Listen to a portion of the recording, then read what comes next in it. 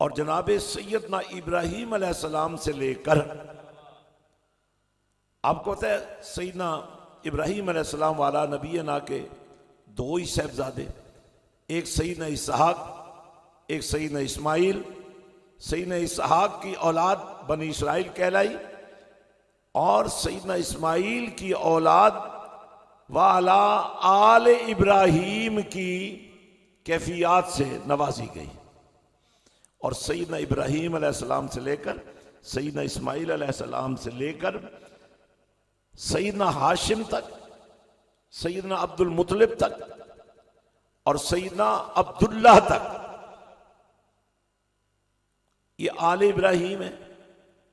तो नमाज में तो तुम आले इब्राहीम को दरूद पेश करते हो, मानते हो, तो यहां अगर तुम्हारे अंदर की गंदगी क्यों बाहर आ जाती है कि वो सारी आल पर तो दरूद भेजो, और जब बात कमली वाले के वालदैन की आए, आल में तो वो भी हैं, तो आले इब्राहीम पर दरूद भेजने वालों, और वो भी नमाज में। और ये भी मैं आपको बता दूं कि दरूद इब्राहीमी की फजीलत के बारे में हमसे ज्यादा दूसरे फिरकों के लोग जोर देते हैं और ये दरूद पढ़ने की बड़ी तलकीन करते हैं। भाई अफजल तरीन दरूद है, तो अफजल तरीन है तो फिर उसकी हर कैफियत को मानो, उसके हर अंदाज को मानो और उसकी हर निस्बत को मानो। तो फिर आप ये समझ सकते हैं कि आल इब्राहीम को दरूद भेजते रहना और आले नबी पर दरूद भेजते रहना, तो फिर हम नबी के कुंबे को महदूद नहीं कर सकते। अब सैयदना हसन पाक, सैयदना हुसैन पाक, ये जन्नती नौजवानों के सरदार हैं। अब इसका ये मतलब नहीं है बाकी सब अगर सरदार नहीं है तो सैयद तो फिर भी हैं। यानी कुछ बातें अपनी राय से करने की वैसे भी इजाजत नहीं। तो मैंने ये थोड़ी सी बात इसलिए अर्ज कर दी है कि हमारे अपने जो लोग हैं अहले बैत से मोहब्बत करने वाले, वो जब फंस जाते हैं ना फिरकों में, तो उन्हें नबी भी भूल जाता है और ये भी भूल जाता है जिस नबी की ये आल है पहले उसकी बात तो कर लें। जिस नबी के ये असहाब हैं उनकी बात तो पहले कर लें। इसलिए मैं अक्सर दोस्तों से ये कहता हूं, हर मौके पर कमली वाले ने मुख्तलिफ अपने आशिकों के लिए मुख्तलिफ उन इनामात का बयान फरमाया, शानों का बयान फरमाया, लेकिन एक खास अदा जो एक दिन मेरे नबी ने यूं अली का हाथ पकड़ा और बुलंद कर दिया। जैसे कभी कभी, आज नहीं कभी कभी, जैसे आज भी अगर आप हिस्सा ले सकें कोई हर्ज नहीं है, कभी कभी हाथ बुलंद कर लिया करें ताकि नबी की दोनों अदाएं आपको समझ आ जाएं। नबी का हाथ भी उठा और अली का हाथ भी उठा। और अगर आज आपका हाथ इस जज्बे से उठा कि नबी भी राजी हो जाए, अली भी राजी हो जाए और इस मोहब्बत को देखकर अल्लाह भी राजी हो जाए, तो फिर आप क्या समझते हैं कि आप महरूम रहेंगे? नहीं महरूम रहेंगे। और ये जब कभी कभी आप फंस जाते हैं ना, वो उस फंसने से भी आपकी निजात हो जाएगी। तो यहाँ एक बात जो बड़ी अहम है, अहले बैत के उन्वान पर और साहब रसूल के उन्वान पर हमारा नौजवान कंफ्यूज हो जाता है।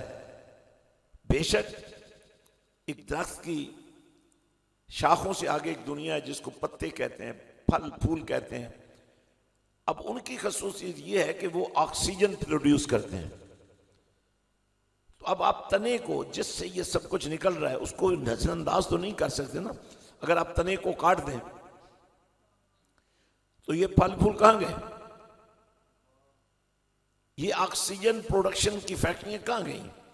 तो ये तना जो है जिन पर ये सब कुछ बाहर आई हुई है, और तुम्हें भी ऑक्सीजन सिलेंडरों में भरवा कर अपनी जिंदगी चलाने की ज़रूरत नहीं रहती। अल्लाह के दिए हुए निज़ाम में ये ऑक्सीजन आपको मिलती रहती है, जबकि आप जो हशर ऑक्सीजन का करते हैं और इसका जो अंजाम बनाकर अपने लिए तबाही का बायस बनाते हैं, काश हमें अल्लाह का नाम लेना आ जाए।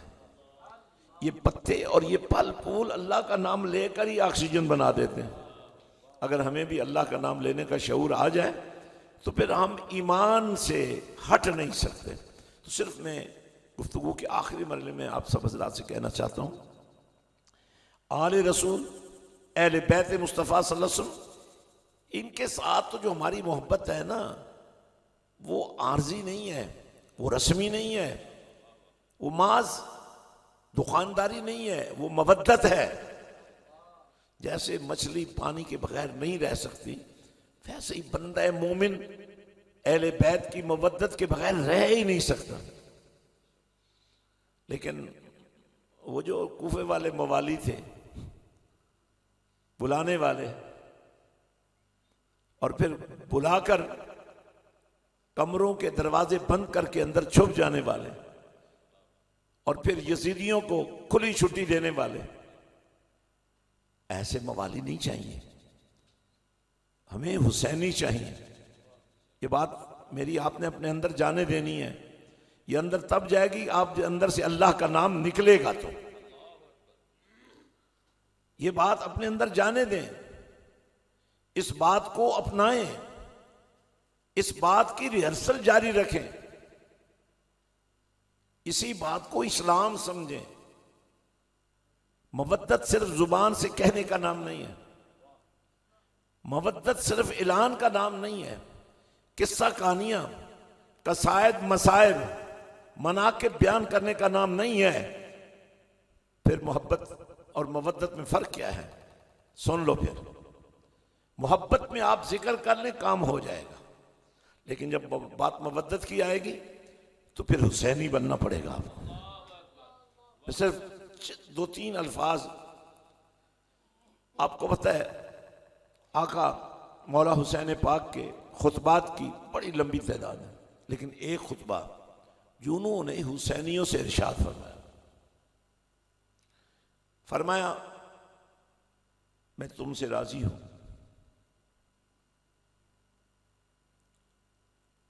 और मैं तुम्हें खुशी से इजाजत देता हूं कि तुम जन्नत का टिकट भी लो और अपने घरों को चले जाओ। बिला वजह मारे जाओगे, मैंने बैत करनी नहीं है। बैत तो नबी की होती है, बैत तो नबी के खलीफे की होती है, किसी शैतान की बैत तो नहीं होती है। इसलिए मैंने यजीद की बैत नहीं करनी, मैंने तो शहादत का जाम नौश करना है, क्योंकि मदीने वाले ने पहले ही फरमा दिया।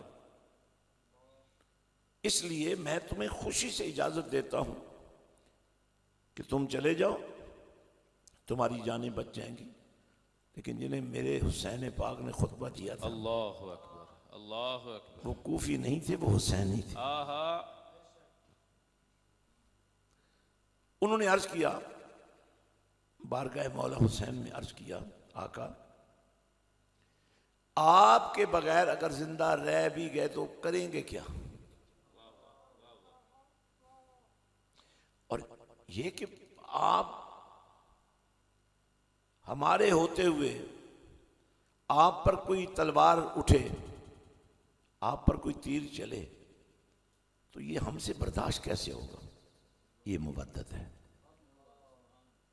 एक एक कटा जान दे दी,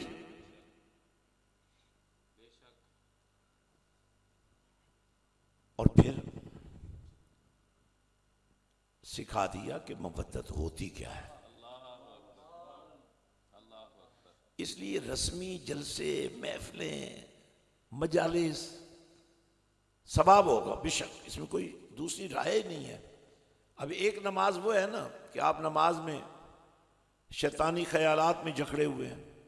अब ज़रूरी नहीं है कि आप कोई गुनाह की बात सोच रहे हो, दुकान के बारे में सोच रहे हैं तो भी नमाज का मियार तो नहीं रहेगा ना। लेकिन इसका ये मतलब नहीं है कि आपने कुछ सोचा दुनियादारी के बारे में और नमाज आपकी फासिक हो गई, नहीं।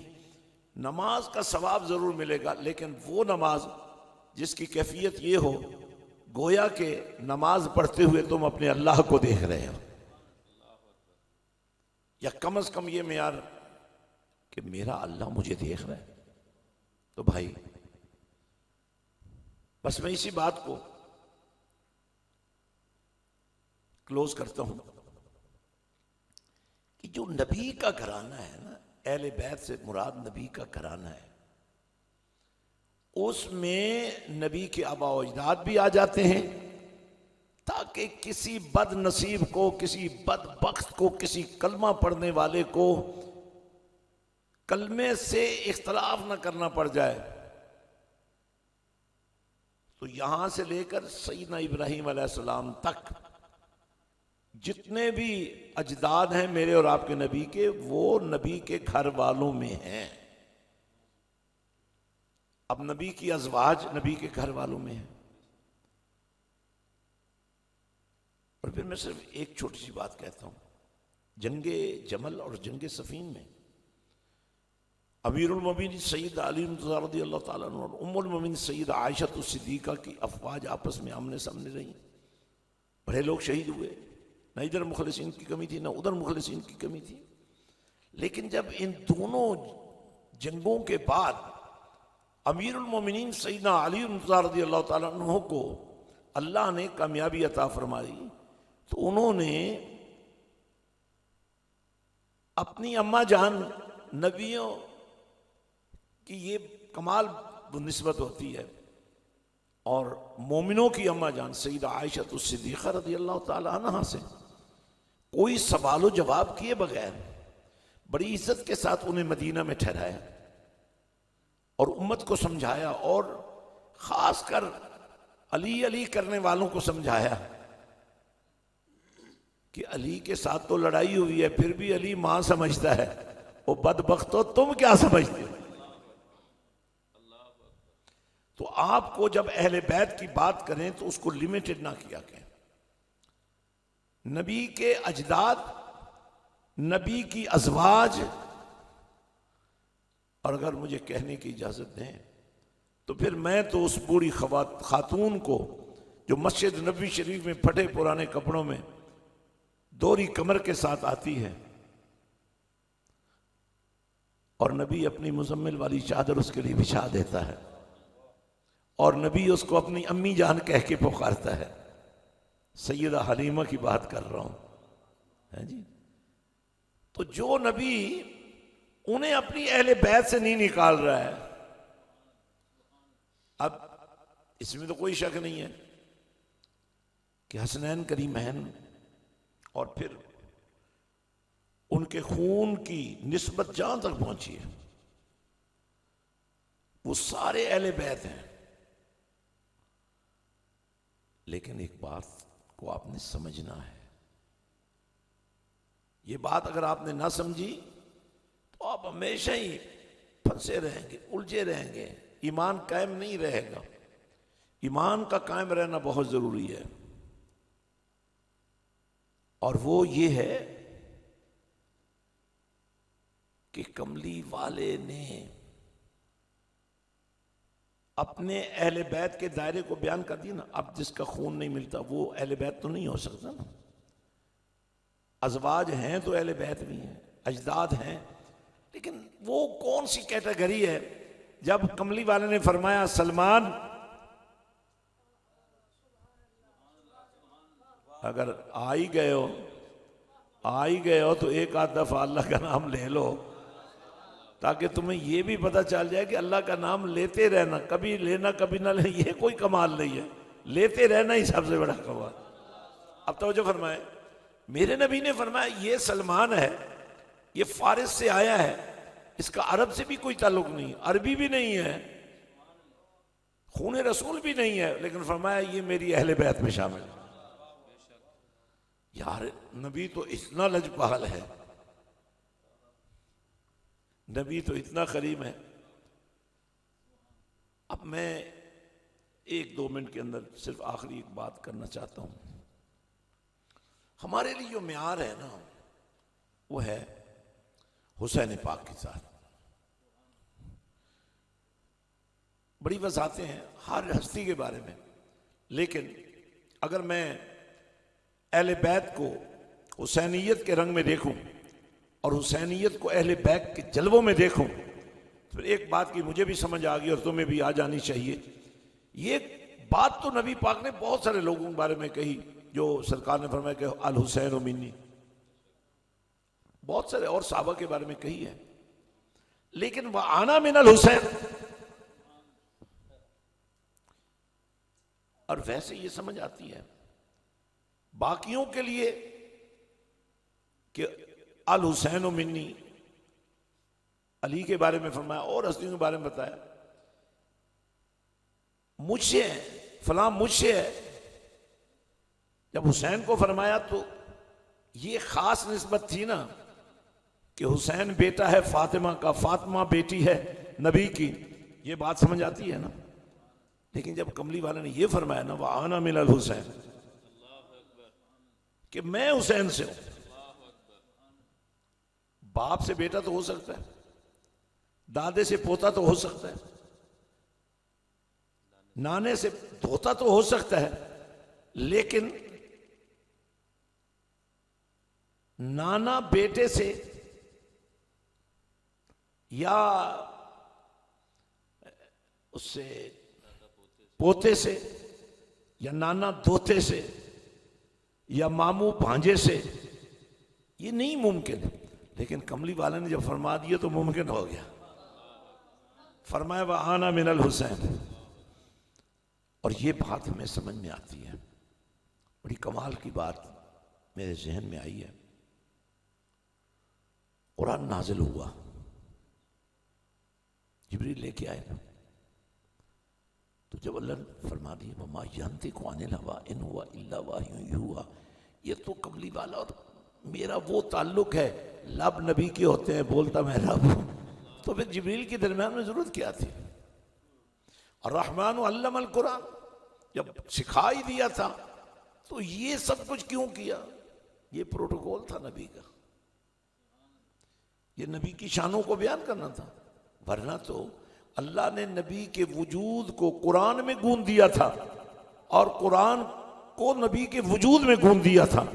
तभी तो आशिक कहते थे अगर किसी ने चलता फिरता कुरान देखना हो तो मक्का और मदीना की गलियों में चलते हुए आमिना के लाल को देख ले। और नाज़रीन, पूरी दुनिया में इस पैगाम में मोहब्बत को सुनने वालों, जरा गौर करो, अल्लाह ने नबी को कुरान में गूंदा, कुरान को नबी में गूंदा, लेकिन मैंने देखा सर कट गया। तुम्हारे तो सर भी नहीं कटे, फिर भी कुरान के पास से भी नहीं गुजरते। अल्लाह माफ फरमाए मुझे और आपको सबको। रोज एक सफा ही पढ़ लिया करो। अब तो मोबाइलों पे कुरान मिल जाता है, पढ़ने में कोई हर्ज नहीं है, कोई तकलीफ नहीं है, पढ़ लिया करो थोड़ा सा। आपको याद होगा आपकी माँ कहा करती थी थोड़ा यही पढ़ ले पुत्र,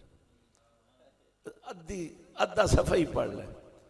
यार हमारी गैरत इतनी मर चुकी है कि आधा सफा भी नहीं पढ़ते। जितने मेरे सामने बैठे हैं और जितने मुझे देख रहे हैं, मेरी आपसे गुजारिश ये है, हुसैनियत का सदका और हुसैनियत का वास्ता, आप जरा उस लम्हे को देखें जब मेरे आका हुसैन पाक, जिनके बारे में नबी ने फरमाया था वह आना मिनल हुसैन, तो आज इसकी तफसीर हमें समझ आती है। जब सर हुसैन धड़ करबला में है, सर नेज़े की अन्नी पे है और नेज़ा दमिश्क के बाजारों में सर हुसैन को घुमा रहा है, उस वक्त सर हुसैन से कुरान की तिलावत शुरू हो जाती है। तो ये बात समझ में आती है ना, वह आना मिनल हुसैन। हजरात, इस वक्त उम्मत को जोड़ने की अशद जरूरत है। अब जब हम जोड़ने की बात करते हैं ना, तो उसका भी कई मफहूम लोग अलग-अलग ले लेते हैं। उनसे लोग ये समझते हैं कि चंद उलमा इकट्ठे हो जाएं, चंद मशाइख इकट्ठे हो जाएं, लेकिन हम ये कहते हैं कि कोई जमा हो ना और नबी के आशिक जरूर जमा हो जाए, अहले बैत के आशिक जरूर इकट्ठे हो जाए, असहाब के आशिक जरूर इकट्ठे हो जाए। तो मैं ये पूरी दुनिया को मैसेज देना चाहता हूं कि इस्लाम अमन का दीन है, इसमें इबादत जरूर है, लेकिन वो तो आपके अंदर ठहराव पैदा करने के लिए है। इसमें मुनाजात जरूर है, दुआएं जरूर हैं, लेकिन वो तो आपकी जिंदगी को आसूदा बनाने के लिए है। आप जब दुआ के लिए हाथ उठाते हैं तो अल्लाह से शिफा मांगते हैं, अल्लाह से माली बरकत मांगते हैं, आप अल्लाह से मोहब्बत मांगते हैं, आप अल्लाह से अपने वालिदैन की सेहत मांगते हैं, आप अल्लाह से नेकी की ख्वाहिश करते हैं। तो यानी दुआ भी एक बड़ी कमाल चीज है।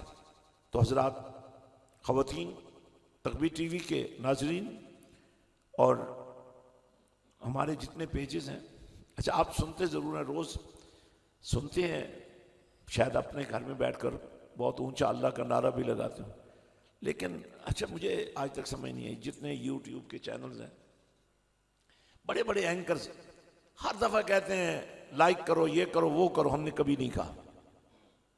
लेकिन अगर ये करने से उनकी गुमराहियां लोगों के अंदर उतर जाती हैं, तो ये करके अगर आपका सीना मदीना बन जाए,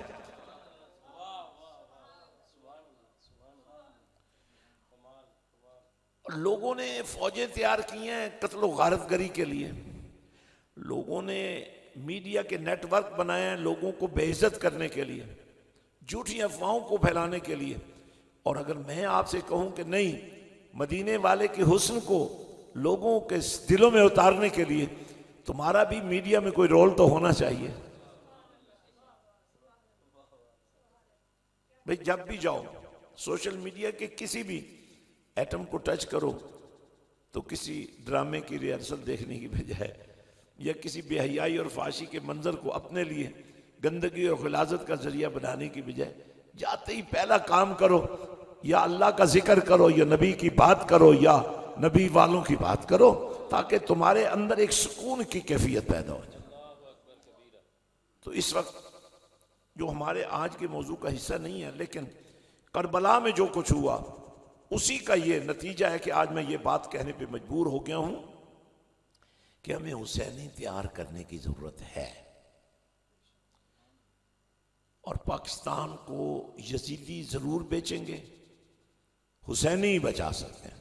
तो आज मैं हुसैनियत की तहरीक का आगाज करता हूं। इसके 3 छोटे छोटे पहलू हैं। पहला तो वही जिक्र है, और अल्लाह का नाम लेते रहने से और नबी पर दरूद पढ़ते रहने से अगर आपके कारोबार में भी बरकत हो जाए, आपके दिल भी रोशन हो जाए, आपकी सोचों में भी पाकीज़गी और तहारत आ जाए, तो एक तो ये काम जारी कीजिए। इसके लिए हमने बाकायदा markaz-e-durood.com वेबसाइट बना दी है, और हमारे इसके ग्रुप्स हैं दुरूद शरीफ के, तकरीबन रोज़ाना 60 करोड़ दरूद जमा होता है। आप भी अगर अपनी हर शाम 20 मिनट के लिए सही अपने ही घर में अपने ही बच्चों के साथ, अपने ही घर वालों के साथ तसव्वुर मदीना करके बैठ जाएं, आधे घंटे के लिए दरूद पढ़ें, जितना पढ़ें मरकज़-ए-दुरूद पर भेज दें, नंबर ले लें, और घर बैठे अगर आपको हर शाम मदीने वाले के साथ रहने का मौका मिल जाए और जिंदगी में वो रात आ जाए, मैं सो जाऊं या मुस्तफ़ा कहते कहते, खुले आंख सल्ले अला कहते कहते। और दूसरा, बाकायदा पूरी दुनिया में मराकज़ हुसैन हमने कायम कर दी अमली तौर पर।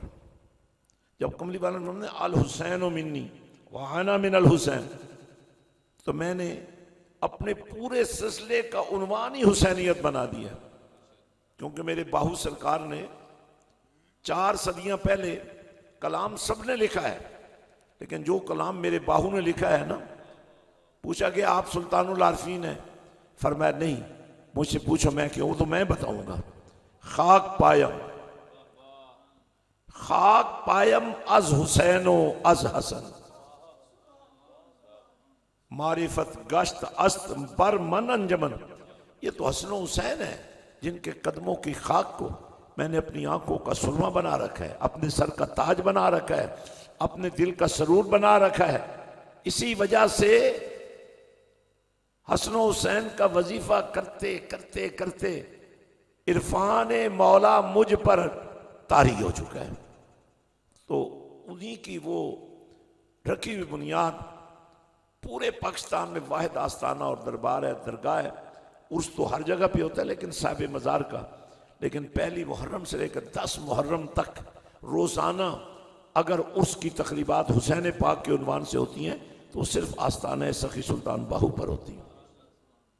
और उसी निस्बत से मस्जिद हुसैन हमने बना दी है अल्हम्दुलिल्लाह। 10,000 स्टूडेंट्स के लिए तालीमी नेटवर्क उसके अंदर बना दिया गया है ताकि आपके वो बच्चे और बच्चियां जो यतीम नहीं है, गरीब नहीं है, क्योंकि आप जैसे वालिदैन उनके माँ बाप हैं, लेकिन इतने नादान वालिदैन मैंने जिंदगी में नहीं देखे। अपने बच्चों को हर चीज देते हैं, कुरान नहीं दे सकते। अपने बच्चों को हर चीज देते हैं, मदीने वाले का प्यार नहीं समझा सकते। इसलिए आप सबसे मेरी ये गुजारिश है कि आपने आज ही से हुसैनियत का झंडा उठा लेना है। और आखिरी मेरी आपसे गुजारिश ये है कि आपने अपने अपने घरों पर हुसैनियत के झंडे लगा देने हैं। लोग पूछेंगे रंग कौन सा है? मेरे नबी को 2 ही रंग बड़े पसंद थे। सब रंग मेरे नबी के हैं मगर 2 रंग बड़े पसंद थे।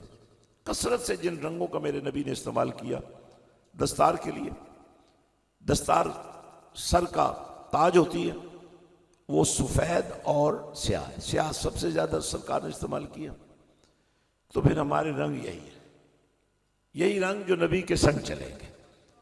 मैं इसी पर इत्तफा करता हूँ और इंशाअल्लाह हम ये तहकीकी जो तबलीग का सिलसिला है इसको जारी रखेंगे और पाकिस्तान को इंशाअल्लाह इस्लाम का किला बनाएंगे। और पाकिस्तान की सियासत में मैं एक छोटी सी आखिरी बात कहना चाहता हूँ। पाकिस्तान की बुनियाद इस्लाम पर रखी गई है, कुरान और सुन्नत पर रखी गई है, लेकिन बड़ी खामोशी से अदलिया के जरिए आपके लिए जो 3 सुतून अब बयान किए गए हैं ना, वो है मीडिया है, जमहूरियत है और अदलिया है, उसमें से वो चैप्टर निकाल दिया गया।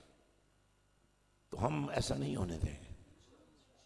हम ऐसे ही एहतमाम करेंगे कि इस मुल्क का मुकद्दर, क्योंकि जिस दिन 14 अगस्त थी उस दिन शब कदर थी, रात शब कदर थी, दिन 14 अगस्त था। काश 14 अगस्त मनाने वाले उस रात कुरान की शान भी बयान करें। और इंशाअल्लाह हम इस पर अमल कर रहे हैं। अल्लाह ताला मेरी और आपकी हाजिरी मंजूर मकबूल फरमाए। वाखिर दावाना अनिल हम्दुलिल्लाहि रब्बिल आलमीन।